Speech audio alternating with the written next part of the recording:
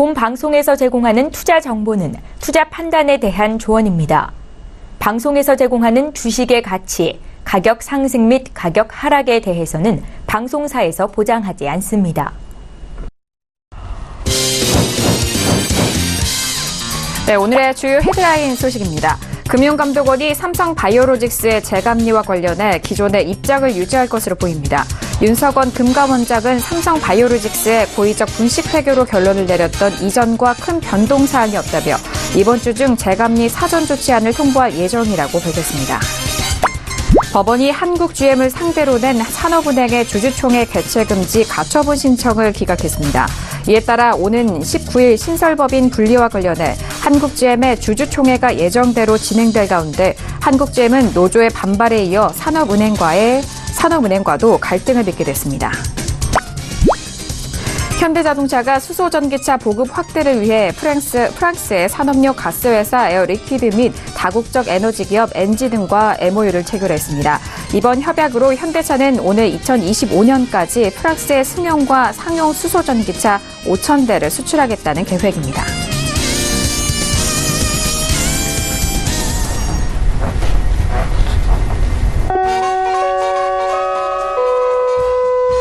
네, 안녕하세요. 평택전문 정석투자 MC 김은혜입니다. 간밤 뉴욕 주시는 3대 지수 모두 강한 탄력으로 마무리가 된 상황입니다. 오늘 우리 시장도 탄력적인 시작을 보였는데요. 먼저 코스피 지수는 외국인과 기관의 쌍끌이 매수로 1% 넘는 상승으로 마무리가 됐습니다. 대부분의 업종이 상승하면서 외국인과 기관의 쌍끌이 매수로 마무리가 된 상황인데요. 코스닥도 마찬가지입니다. 1% 넘는 탄력으로 오늘 우리 시장 마무리가 됐습니다. 하지만 여기서 중요한 것은 오늘 상승에 대한 지속 여부와 그리고 앞으로의 추세에 대한 흐름을 먼저 짚고 가셔야 될 것 같은데요. 자, 오늘도 정석투자와 함께 하시면서 오늘 시장에 대한 마무리와 그리고 내일 시장에 대한 전망까지도 꼼꼼하게 확인해 보도록 하겠습니다. 자, 그럼 오늘 시장 흐름 다시 한번 정리합니다. 시세 보시죠. 네, 오늘 코스피 지수는 전일 대비 1.04% 상승한 2167.51의 장을 마칩니다. 코스닥 지수는 전일 대비 1.05% 상승한 739.15의 장을 마감합니다. 유가증권 시장에서는 기관과 외국인의 동반 순매수, 반면 개인 홀로 순매도 이어갑니다. 코스닥 시장에서는 개인 홀로 순매수, 반면 기관과 외국인은 동반 순매도 이어갑니다.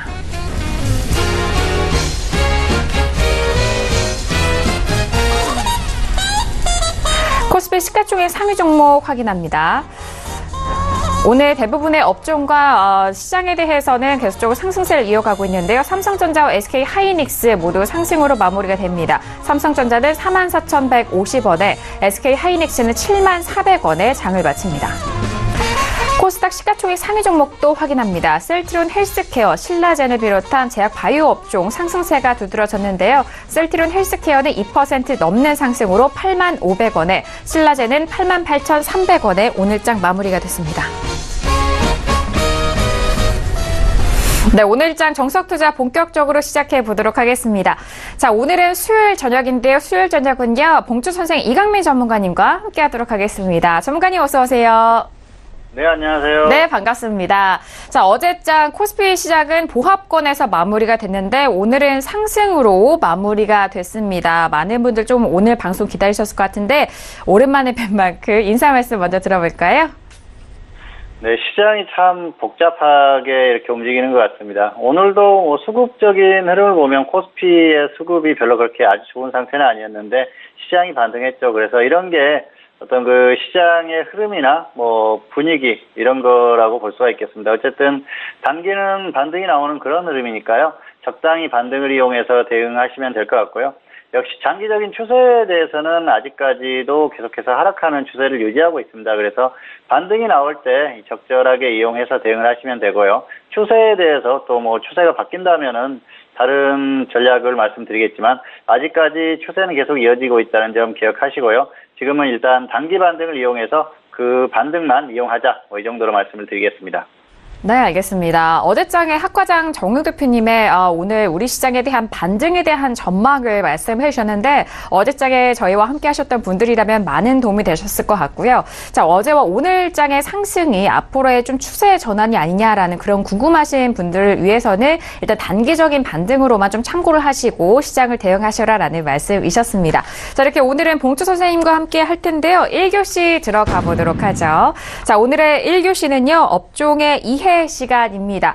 자, 시장 안에서는 정말 다양한 업종들이 있습니다. 그 업종에 대해서 한 가지씩 자세한 이해가 되시도록 이 시간을 좀 준비를 했는데요. 자, 오늘은 어떤 업종을 살펴볼까요? 봉투 선생님, 오늘 살펴본 업종 어떤 업종일까요? 네, 오늘 살펴볼 업종은 코스피 비금속 광물 업종입니다. 010, 10번이죠. 예, 010, 그 코스피 비금속 광물 업종인데요.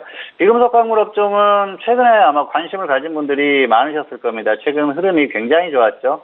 최근에 역시 대북 테마주들이 많이 움직이면서 이 업종에 많이 모여 있어요. 그래서 시멘트주라든지 또 관련한 건설 관련한 종목들이 많이 움직였기 때문에 이 비금속 광물이 움직였던 건 당연한 흐름이다. 그렇게 볼 수가 있겠습니다. 비금속 광물 업종의 그 기업들을 보면은 역시 하는 일 중에 뭐 그 사업체들 중에 가장 그 주목을 할 만한 기업들은 시멘트 관련주들이죠. 시멘트 관련주들은 건설과 뭐 밀접한 연관성이 있다 그렇게 볼 수가 있겠습니다. 그래서 대표적인 종목들은 그 시멘트 관련주들을 꼽을 수가 있겠고요. 다양한 사업들을 하고 있습니다. 뭐 자동차 유리를 만든다든지 또 뭐 특수한 유리를 만든다든지 판유리를 제작한다든지 또 유리병을 만드는 그런 기업들도 있고요. 또 석회를 생산하는 그런 기업들도 있습니다. 그리고 건축 관련한 다양한 제품들을 생산하는 그런 기업들이 많이 있습니다. 특히 뭐 리모델링 관련한 그런 제품이라든지 또 우리가 그 욕실이나 화장실 같은 데 가면은 변기라든지 비데 뭐 이런 것들을 생산하는 기업들이 많이 있습니다. 그래서 주로 건축과 관련한 그런 종목들이 모여 있다 그렇게 보시면 될 것 같고요. 이 비금속 광물 업종의 특성을 조금 알고 대응을 하시면은 시장을 접하는데 좀 수월하지 않을까 생각을 합니다. 비금속 광물 업종의 특성은 건설과 연동하는 게 보통 흐름이죠. 왜냐하면은 이 업종에 하는 사업 자체가 건설 관련주들입니다. 그래서 건설 경기가 좋아지고 건설업의 그 업종에 있는 주가가 움직이는 종목들이 움직이는 그런 흐름이 나왔을 때 따라가는 흐름이 나와요. 그래서 보통은 따라가기 때문에 접근을 할 때도 건설주들이 움직이고 나서 접근을 해도 큰 무리가 없습니다. 그래서 보통 비금속 광물을 접근할 때는 건설주들이 움직이는 흐름을 보고 접근을 해도 무난하다 정도로 설명을 드릴 수가 있을 것 같고요. 그렇기 때문에 이 건설 관련주, 건설주들도 시장의 주도 업종이 되기는 조금 힘든 그런 흐름이죠. 사실 뭐 주변 업종이라고 할 수가 있는데요. 대중주라고 하지 않습니까? 그래서 그런 그 업종을 따라가는 그런 업종이기 때문에 주도 업종은 절대로 될 수 없다. 그렇게 설명을 드릴 수가 있겠습니다. 최근처럼 이렇게 테마주로 테마가 있으면서 테마가 생성되면서 움직이긴 하지만은 시장을 주도해서 지수를 끌고 가는 그런 업종이 되기는 힘들다. 시가총액 면에서 뭐 절대로 될 수 없는 그런 흐름이기 때문에 그런 흐름은 나오기가 굉장히 어렵다. 거의 뭐 불가능하다. 그렇게 보시면 될 것 같고요. 어떤 테마나 이런 것들이 있을 때 적절히 이용하는 그 정도면 될 것 같습니다. 그리고 이 비금속 광물 업종이 굉장히 좋은 흐름을 보였던 시기가 있었어요. 최근이죠. 2014년 이후에 흐름이 굉장히 좋았었는데요. 당시 정부죠. 박근혜 정부에서 리모델링 활성화 정책을 강하게 추진했었죠. 그래서 그 건설 쪽에 있는 그런 흐름들이 좋았습니다. 리모델링을 활성화한다는 건 역시 비금속 광물 업종의 사업적인 어떤 흐름들이 굉장히 좋아질 수 있는 그런 부분이겠죠. 대부분 이 비금속 광물 업종에 있는 종목들이 리모델링 관련한 그런 사업을 하고요. 또 건축과 관련한 사업을 합니다. 그렇기 때문에 리모델링이나 이런 것들을 했을 때는 뭐 시멘트라든지 이런 부분이 어마어마하게 들어가겠죠. 그리고 건축 자재라든지 이런 것들이 필수적으로 들어갈 수밖에 없습니다. 그리고 앞에서도 설명드렸듯이 뭐 욕실용품이라든지 비데 그리고 뭐 화장실용품 이런 것들을 생산하는 기업들이 많기 때문에 같이 좋은 움직임을 보일 수밖에 없었죠. 그래서 당시에 엄청난 그런 흐름을 보였었습니다. 그리고 건설 경기가 굉장히 좋아질 수 있는 조건을 조성을 했었죠. 당시의 흐름을 보면은 빚을 내서 집을 살 수 있는 그런 뭐 여건이 형성됐다 그런 그 여론이 있었지 않습니까? 금리를 낮춰주면서 건설 쪽에 굉장히 좋은 그런 흐름을 보였던 그런 흐름이 나왔던 게 당시의 흐름이었고요. 그런 흐름을 따라서 이 비금속 광물 업종도 굉장히 좋은 흐름을 보였었습니다. 그래서 그런 어떤 이슈가 생겼을 때는 계속해서 좋은 흐름을 보일 수 있으니까 항상 관심을 갖고 조금 지켜보시면 될 것 같습니다. 그리고 통일이 된다고 하면은 굉장한 모멘텀이 발생합니다. 이 업종은 통일이 됐을 때 뭐 최대 수혜 업종이 될 수가 있겠죠. 인프라 구축을 해야 되기 때문에 북한의 인프라가 굉장히 취약하지 않습니까? 그래서 시멘트라든지 이런 부분들이 어마어마하게 들어가겠죠. 뭐 레미콘이라든지 이런 것들이 필수적으로 소비될 수밖에 없기 때문에 이 비금속 광물 업종은 만약에 통일이라는 모멘텀이 생겼을 때는 진정한 그 통일의 대박주가 대박 업종이 아닐까 그렇게 생각을 하고요. 최근처럼 이제 그 북한의 어떤 인프라 구축이라든지 그런 그 이슈가 생겼을 때는 필수적으로 움직일 수 있는 업종이 바로 비금속 광물 업종이다. 그렇게 보시면 될 것 같습니다. 그리고 당분간은 대북 테마주들로 움직이는 그런 흐름이기 때문에 이런 흐름만 적절히 이용하시면 될 것 같고요. 비금속 광물 업종은 가끔 한 번씩 큰 수익을 줍니다. 그래서 굉장히 너무 저평가되어 있거나 또 기업 흐름은 좋은데 주가의 흐름이 지지부진한 흐름, 굉장히 저평가된 상태에서 저점에서 움직이는 흐름이 있을 때는 소액으로 또 묻어둘 만한 그런 업종이기도 하다. 이 정도로 설명을 드리겠습니다. 자, 화면을 보면서 조금 더 자세히 설명을 드리도록 하겠습니다. 네, 비금속 광물의 지금 업종 지수가 나오고 있는데요. 자, 지금 보시면은 금비부터 한일현대시멘트까지 쭉 있죠. 그래서 주요한 종목들을 좀 살펴보시면 될 것 같아요. 뭐 대림 비엔코라든지 뭐 욕실용품이라든지 이런 것들을 생산하는 기업이죠. 대림 CNS, 콘크리트 파일이라든지 또 철구조물 같은 거 건설에 사용되는 그런 것들을 생산하는 기업입니다. 그리고 동양 시멘트 관련 기업이죠. 그리고 백광소재는 석회를 생산하는 그런 기업입니다. 그래서 철강이라든지 화학 이런 쪽에 필수적으로 들어가기 때문에 사업 흐름이 거의 크게 흔들릴 염려가 별로 없습니다. 그리고 벽산, 부산산업 이런 기업들도 최근에 흐름이 괜찮은 부산산업 같은 경우에는 레미콘 기업이죠. 그래서 흐름이 괜찮았던 그런 기업이고요. 성신양해나 쌍용양해 같은 경우에는 시멘트 관련주죠. 쌍용양해는 특히 시장에서 시멘트 업계의 1위 기업입니다. 그런데 이 성신양해나 쌍용양해는 재밌는 게 우선주들의 움직임이 훨씬 강하게 나타나는 경우가 많습니다. 그래서 그런 부분들을 좀 참고하시면서 대응하시면 될 것 같고요. 아시아시멘트, 또 IS동서 역시 그 화장실에 가보면은 뭐 변기를 만드는 그 상표나 이런 것들 아마 보신 분들이 많이 있을 겁니다. 그리고 유니온, 최근에 또 이 특수광물을 생산하는 그런 것 때문에 가격이 급등하면서 굉장히 좋은 주가 흐름을 보이고 있는데요.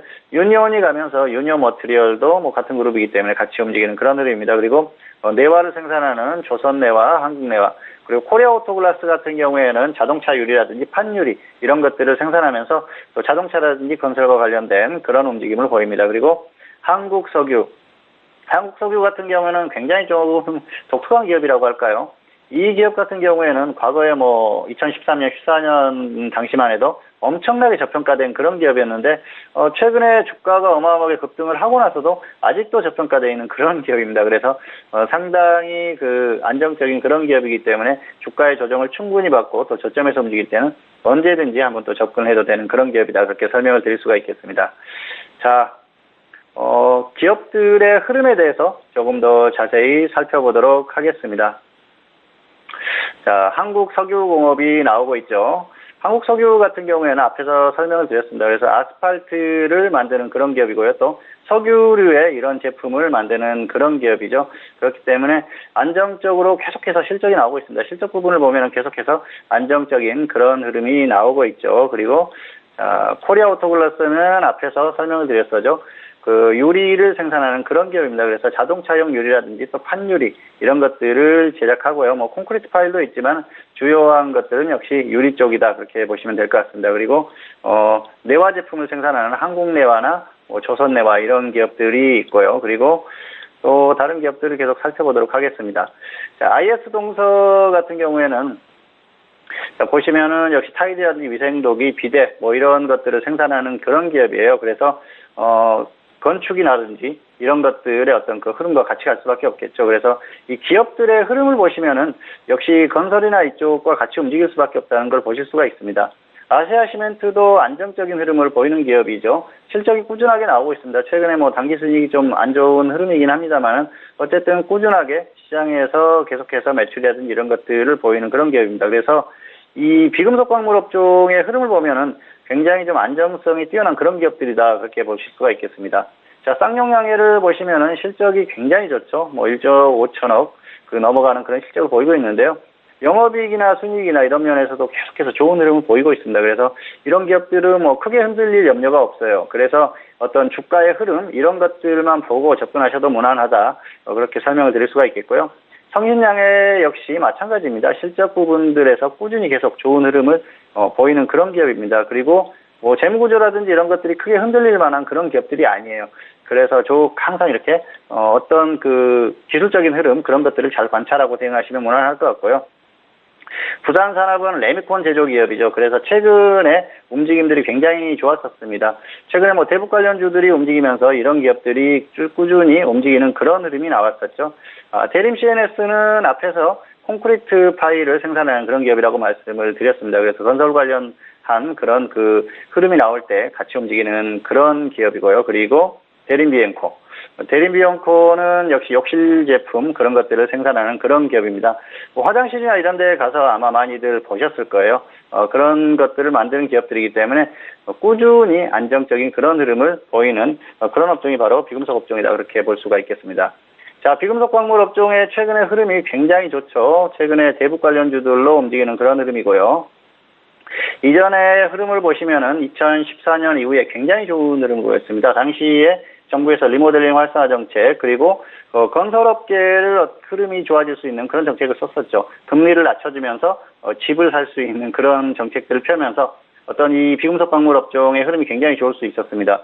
뭐 건설주들이 좀 흐름이 좋지 않다고 하더라도 실제로 실적이 좀 떨어지더라도 비금속 광물 같은 경우에는 흐름이 좋을 수밖에 없죠. 분양이 이미 된 그런 기업들에 대해서는 건물을 지어야 되기 때문에 시멘트라든지 이런 부분들이 필수적으로 들어갈 수밖에 없겠죠. 그래서 좋은 흐름이 나왔던 그런 흐름이고요.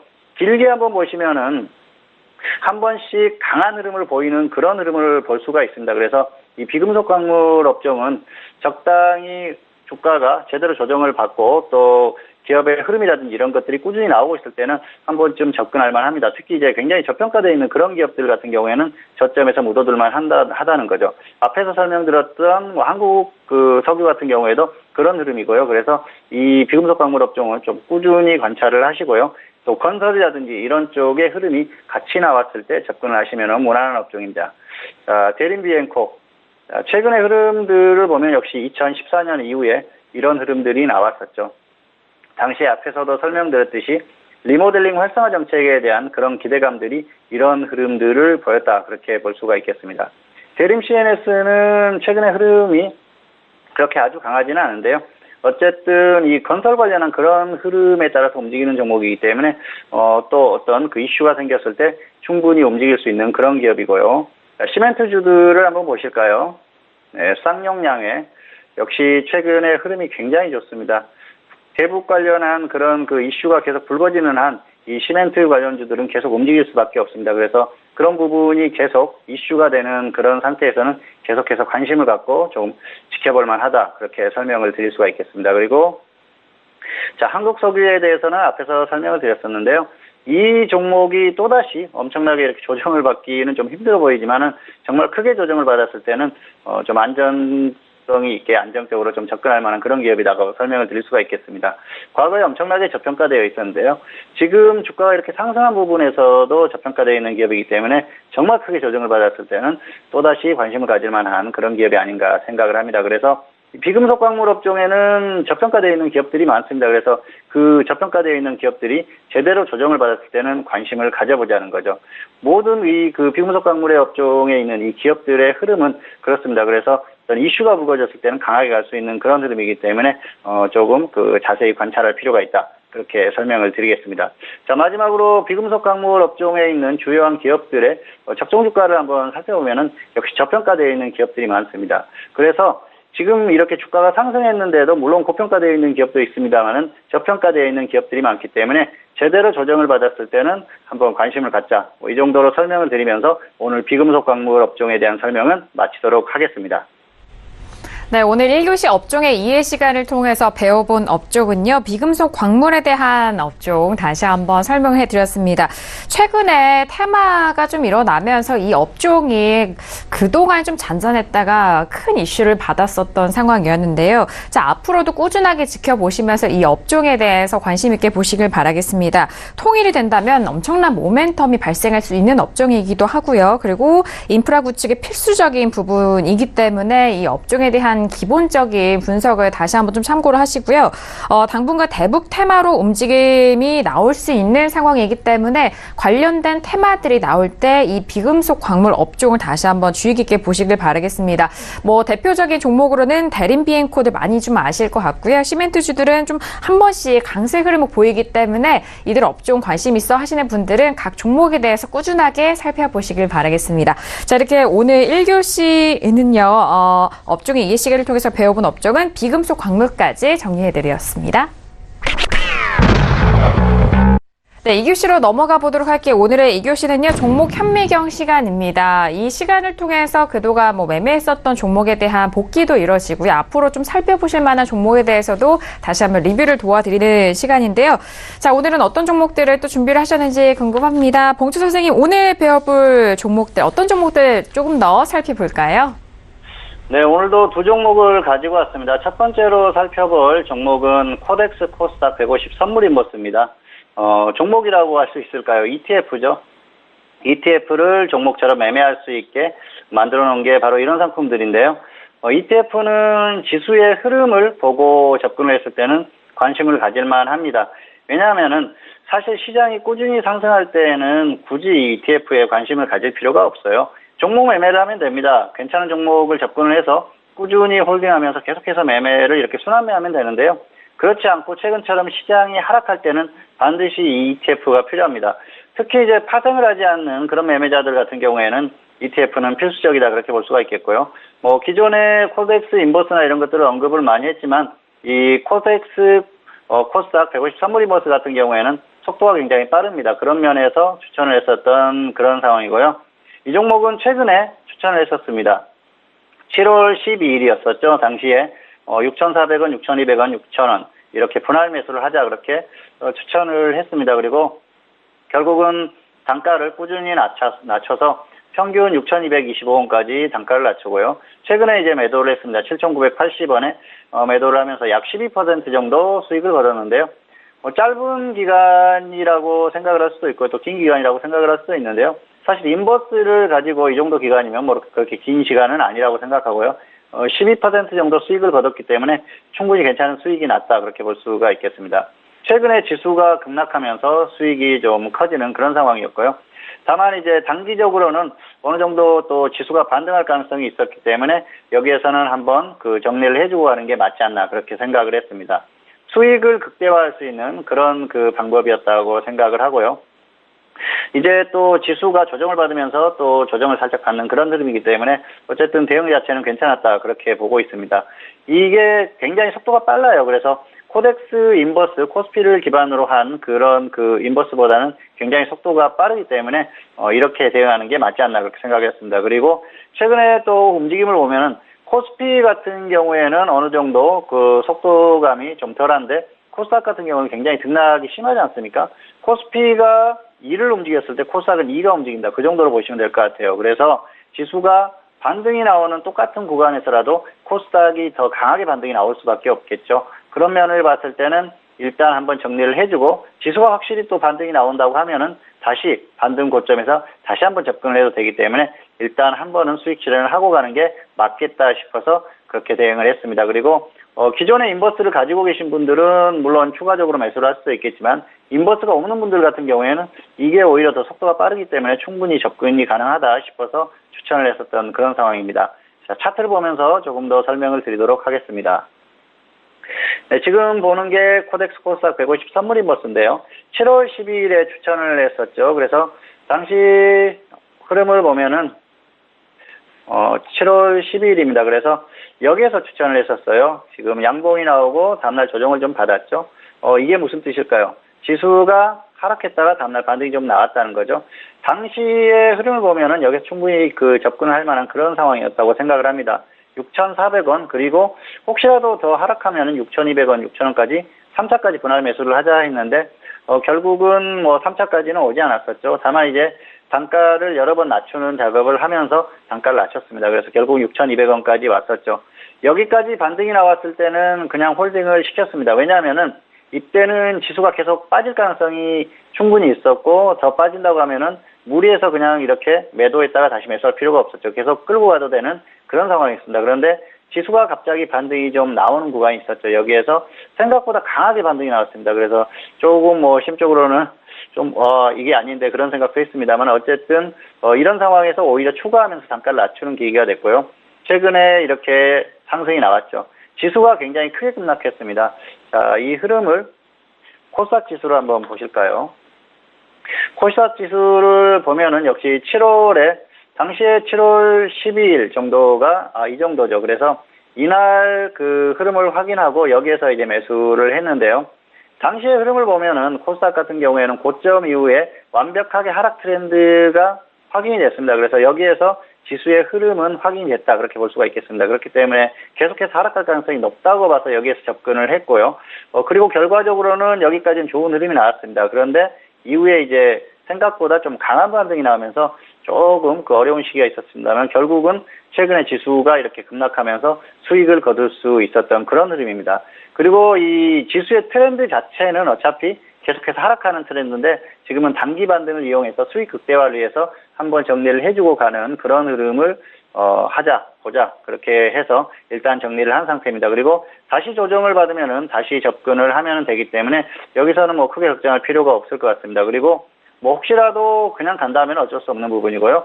다시 또 조정을 받았을 때는 수익을 그 실현을 하지 않고 계속 가지고 있었을 때 굉장히 허무해지는 상황이 오거든요. 그래서 이럴 때는 한번 좀 정리를 해주고 또 아래에서 접근하는 게 낫다는 거죠. 그리고 그냥 그 코덱스 인버스와는 다르게 그 등락의 폭이 굉장히 크기 때문에 이렇게 한번 정리해주고 가는 게 훨씬 낫겠다 그렇게 생각을 해서 이렇게 대응을 했습니다. 결과적으로 매수를 하고 매도하는 과정이 괜찮았다 그렇게 생각을 하고요. 향후에도 어떤 지수의 흐름을 보고 접근을 하시는 분들, 특히 지수가 하락할 때는 인버스를 꼭 하나 정도는 가지고 계시라 이런 말씀을 드리겠습니다.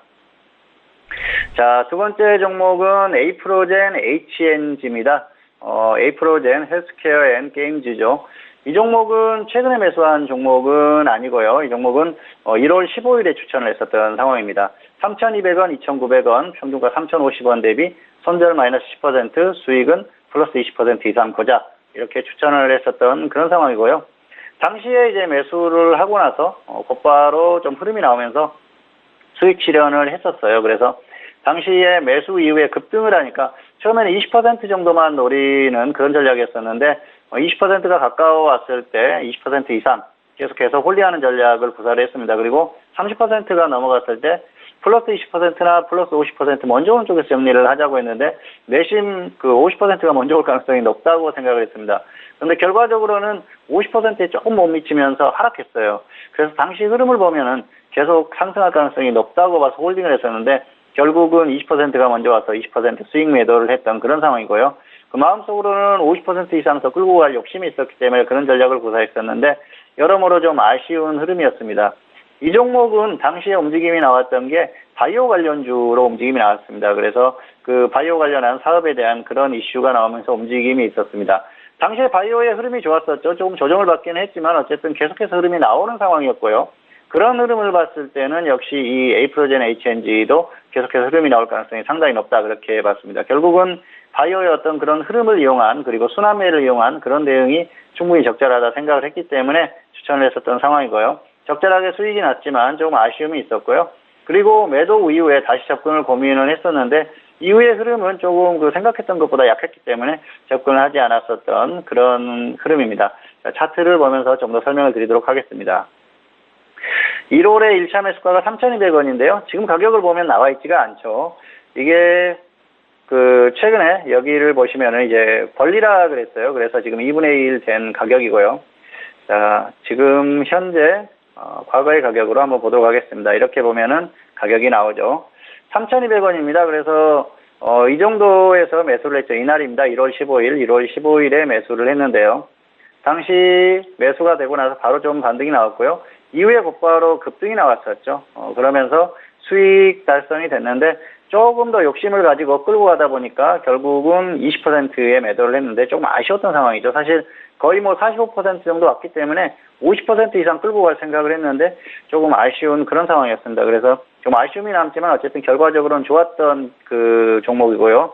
그리고 뭐 기업의 흐름이 조금 부실하긴 했지만은 그렇다고 해서 완전히 정말 그 나쁜 그런 상태는 아니었기 때문에 충분히 단기 매매는 가능했다 볼 수가 있겠습니다. 그리고 이제 이 종목이 과거에 이렇게 엄청난 흐름이 나왔던 종목이에요. 그렇기 때문에 이런 종목들은 한 번쯤 이런 흐름을 재현할 가능성이 높아서 상황 봐서 끌고 갈 만한 끌고 갈 생각도 있었는데 결과적으로는 단기에 조정을 받으면서 짧게 수익 실현을 했던 그런 상황입니다. 따라서 종목을 매매할 때는 이렇게 시장의 흐름이라든지 또 업종의 흐름, 하는 사업과 연관된 어떤 그런 업황의 흐름에 따라서 종목을 접근하면은 또 무난한 결과를 가지고 올 수 있고요. 이런 과정들을 잘 복기를 하시면서 향후에 매매하실 때 참고를 하신다면 좋은 결과를 가져올 수 있다는 그런 생각을 합니다. 그래서 이런 것들을 좀 참고하셨으면은 좋지 않을까 그런 설명을 드리면서 오늘은 종목 현미경 여기서 마치도록 하겠습니다. 네, 오늘 종목 현미경 시간을 통해서 다시 한번 살펴드린 종목은요. 코덱스, 코스닥 1호 150 인버스에 대한 부분과 그리고 에이프로젠에 대한 부분도 함께 좀 다시 한번 복기를 도와드렸습니다.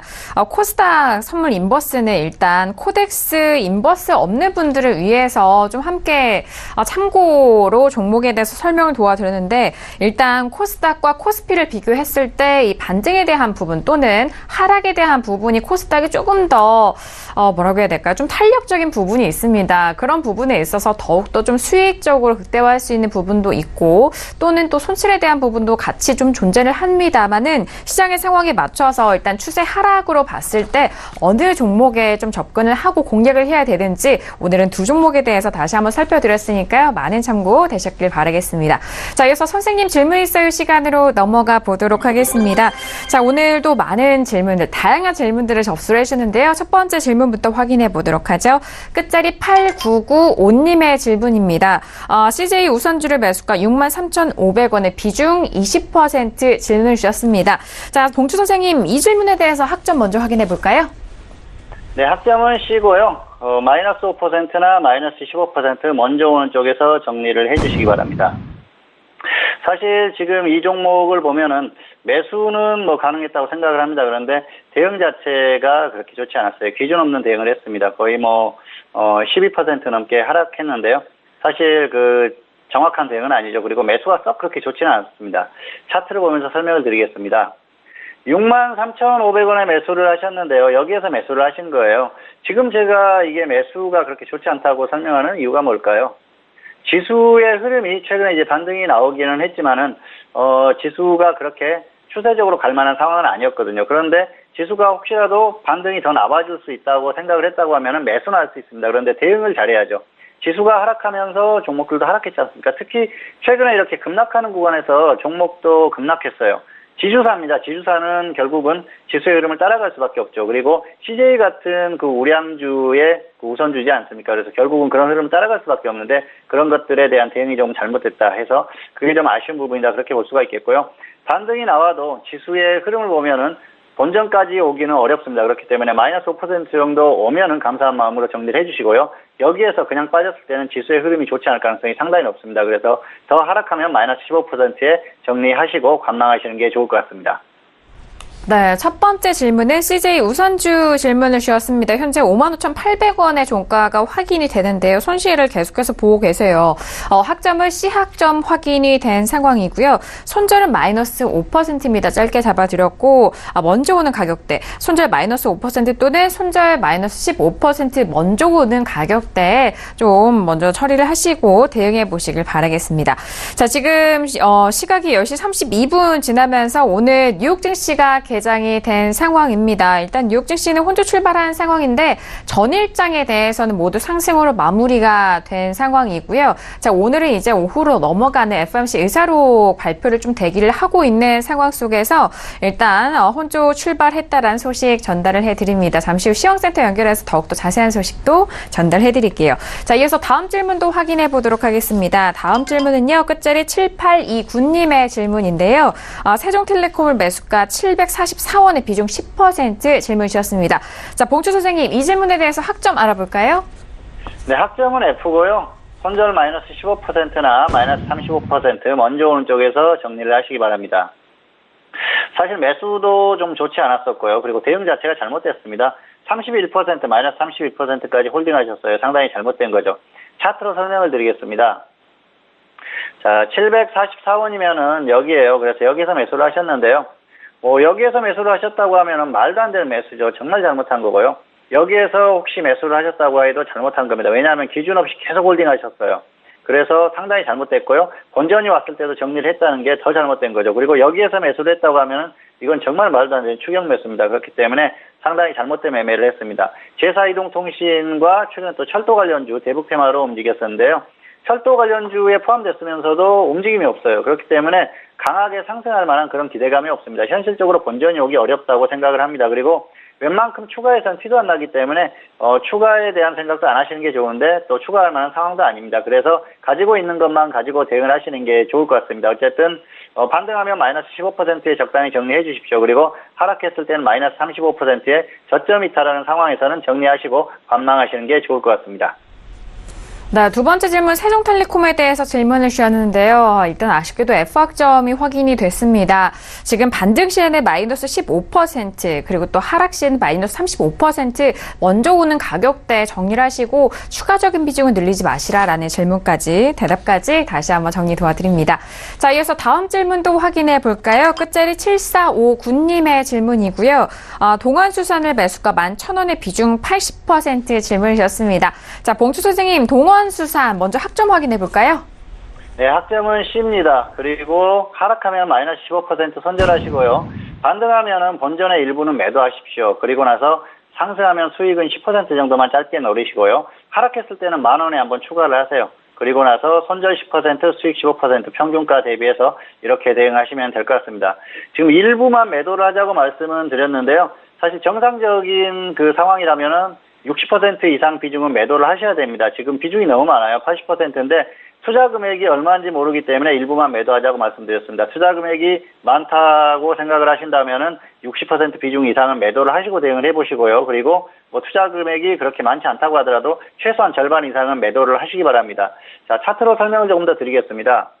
11,000원이에요. 지금 그 시작점을 드렸는데요. 매수 자체가 그렇게 나쁘지 않았습니다. 왜냐하면은 최근에 흐름이 이렇게 강하게 나오고 나서 이 정도면은 충분히 단기적으로 들어갈 만합니다. 그런데 비중이 너무 많아요. 그게 상당히 좀 잘못된 거라고 볼 수가 있겠고요. 지금 흐름은 여기에서 마이너스 10% 하기에는 좀 아쉽습니다. 왜냐하면은 여기서 반등 나올 가능성이 상당히 높거든요. 흐름 자체가 나쁘지 않습니다. 그래서 좀 더 기다려 보시고요. 저점을 이탈하고 계속 하락한다고 하면 그때는 손절을 해줘야겠죠. 비중이 80%이기 때문에 손절에 대해서 머뭇거리다 보면은 손실이 어마어마하게 계속 커질 수 있습니다. 그래서 그런 것들을 좀 잘 생각하시면서 대응하시기 바라고요. 손절가가 오면 반드시 손절하십시오. 그리고 반등했을 때는 본전의 일정 비중을 매도를 하시고 나머지만 가지고 대응을 하시거나 아니면 추가해서 대응해보는 이런 전략을 말씀드리겠습니다. 네, 동안수산에 대한 대응 전략 다시 한번 정리해드립니다. 일단 비중 조절을 꼭 하셔야 될 것 같아요. 일단 전체 투자 금액 중에서 80%가 어느 정도의 비중을 실으셨는지 모르겠지만 일단 좀 꽤 많은 그 투자금이 들어갔다면 60% 이상을 좀 정리를 하시길 바라겠고요.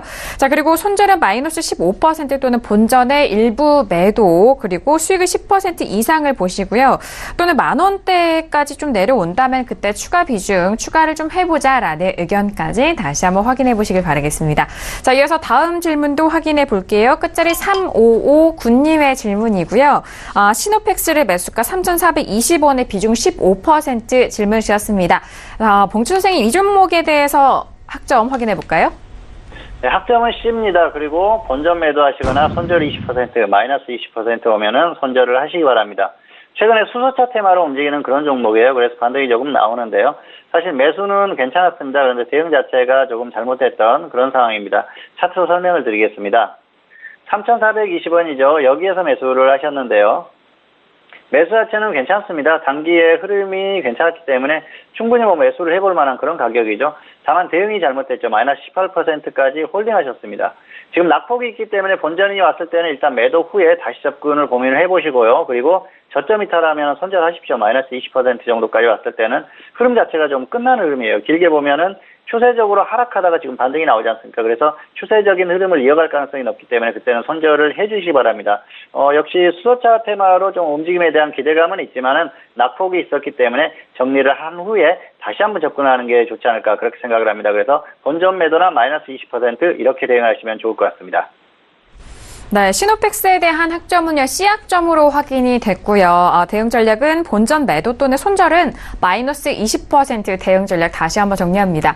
자, 이어서 다음 질문도 확인해 보도록 하죠. 끝자리 7418님의 질문이고요. 카카오를 매수가 11만 8천 원의 비중 50% 질문을 주셨습니다. 자, 봉투 선생님 카카오에 대한 질문 먼저 학점 확인해 볼까요? 네, 학점은 F고요. 마이너스 5%나 마이너스 20% 먼저 오는 쪽에서 정리를 하시기 바랍니다. 자, 지금 이 종목 같은 경우에는 뭐 매수는 뭐 해보실 수도 있다고 생각을 합니다. 그런데 대응 자체가 상당히 잘못됐죠. 차트 설명을 드리겠습니다. 11만 8천 원이에요. 그런데 여기에서 매수를 하셨는데요. 매수를 뭐 해볼 수는 있었습니다. 그런데 매수 자리가 약간 애매하죠. 지금 61선 이탈의 그런 상황에서 매수를 하셨어요. 그리고 가격적인 그 메리트가 전혀 없는 상태에서 매수를 했기 때문에 매수도 좀 안 좋았다 생각을 하는데요. 중요한 건 지수가 급락할 때 종목도 같이 급락하는데 계속 홀딩했다는 겁니다. 마이너스 18%까지 홀딩하셨어요. 그래서 여기에서 다시 저점을 이탈하면 손절해야 됩니다. 지수의 흐름이 좋지 않은 상황에서 하락하는 우량주는 매도를 하는 게 정석입니다. 그런데 그런 것들을 못하셨어요. 향후에 매매할 때는 꼭 참고하시기 바라고요. 반등해도 본전까지 가기는 어렵다고 봅니다. 현재 지수의 흐름을 봤을 때는 반등이 나와도 적당히 반등하다 다시 꺾일 가능성이 높습니다. 그래서 마이너스 5%나 마이너스 20% 먼저 오는 쪽에서 정리를 하시는 게 좋을 것 같습니다. 네, 카카오에 대한 부분 아쉽게도 F학점이 확인이 됐습니다. 손절은 마이너스 5% 또는 마이너스 20% 역시나 좀 먼저 오는 가격대에 잘 노려보시고 대응해 보시길 바라겠습니다. 자, 오늘도 선생님 질문 있어요 시간을 통해서 다양한 질문들에 대한 상담 함께 도와드렸습니다. 저희가 말씀드린 내용에 대해서는 투자 판단에 대한 조언이고요. 해당 상품의 가치와 수익률을 보장하지 않는다는 점 다시 한번 유의해 주시길 바라겠습니다.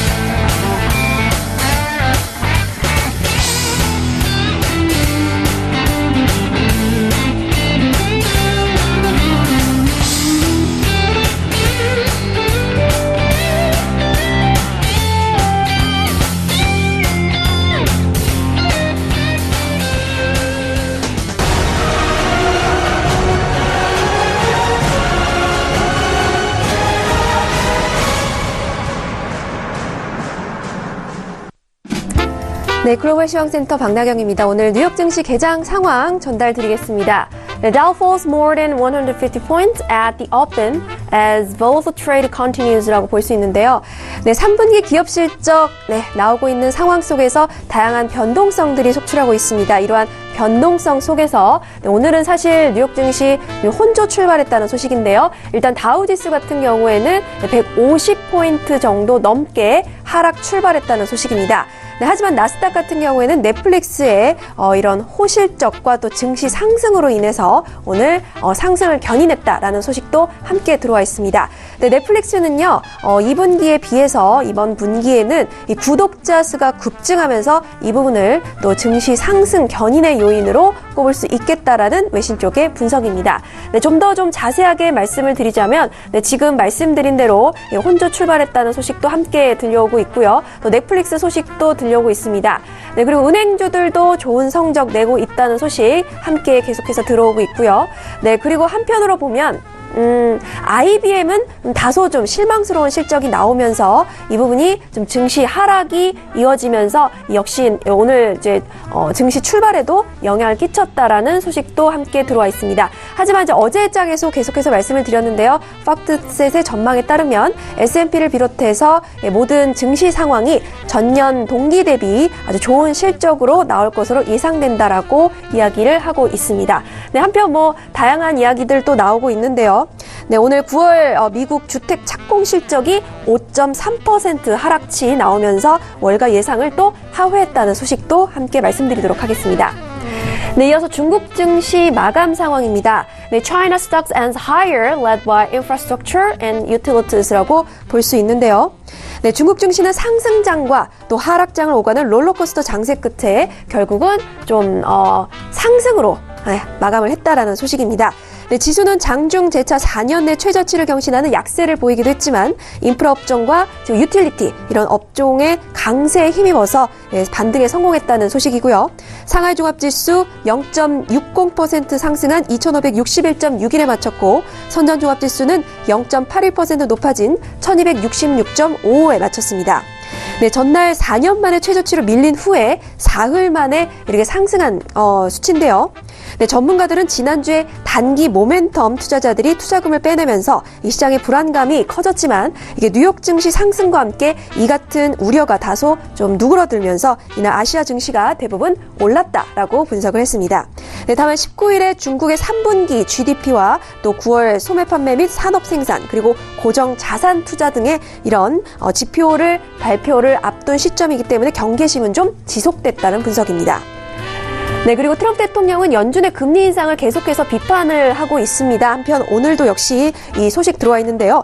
연준이 가장 큰 골칫거리다라고 이야기를 하고 있습니다. 금리를 너무 빠르게 올리고 있다. 가장 큰 biggest threat. 위협이다라고 이야기하고 있는데요. 연준이 독립적이기 때문에 하는 일을 어떻게 좀 지적을 직접적으로 할 수는 없겠지만 마음에 들지 않는다라고 이야기하고 있습니다. 최근 인플레이션이 매우 낮다는 것을 봤기 때문에 연준의 움직임이 너무 빠르다. 하지만 제롬 파월 의장을 본인이 임명한 만큼 이에 대해서 할 말은 없다라고 이야기하고 있습니다. 네, 그리고 이 부분 좀 짧게 언급을 드리겠습니다. 네, 카슈쿠지 언론인 암살 사태 전 세계적으로 번지면서 이 사우디의 비난의 화살이 쏠리고 있는데요. 트럼프 대통령만이 이를 옹호하고 있습니다. 이 부분에 대해서는 이 트럼프 대통령과 사우디 간에 금전적인 거래가 있기 때문이다라는 분석이 나오고 있는데요.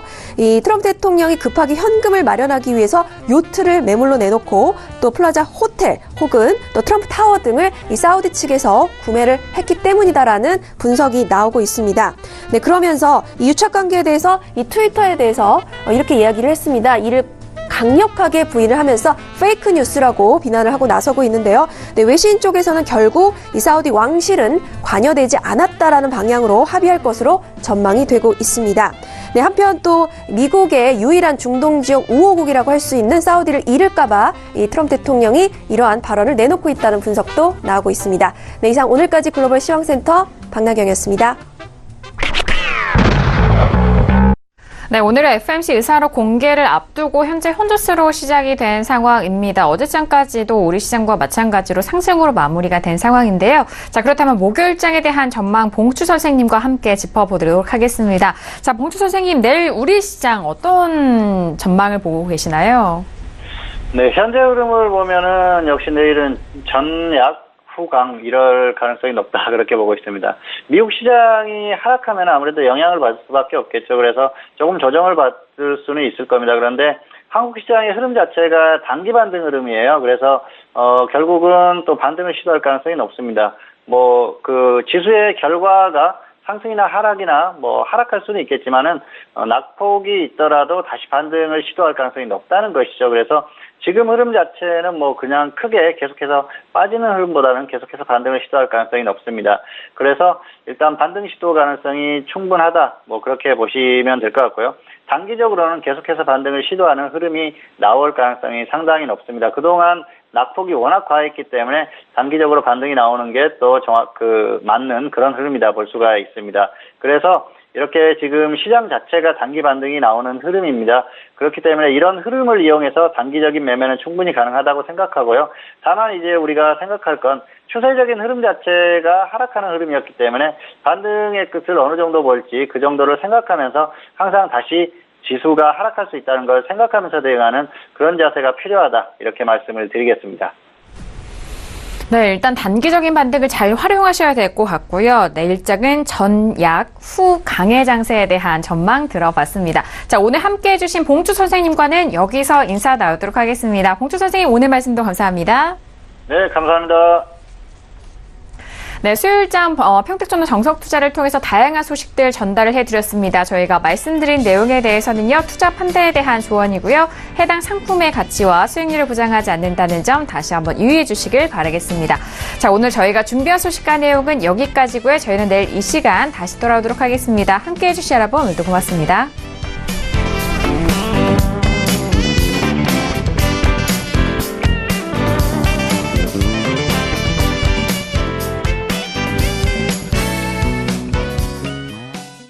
본 방송에서 제공하는 투자 정보는 투자 판단에 대한 조언입니다.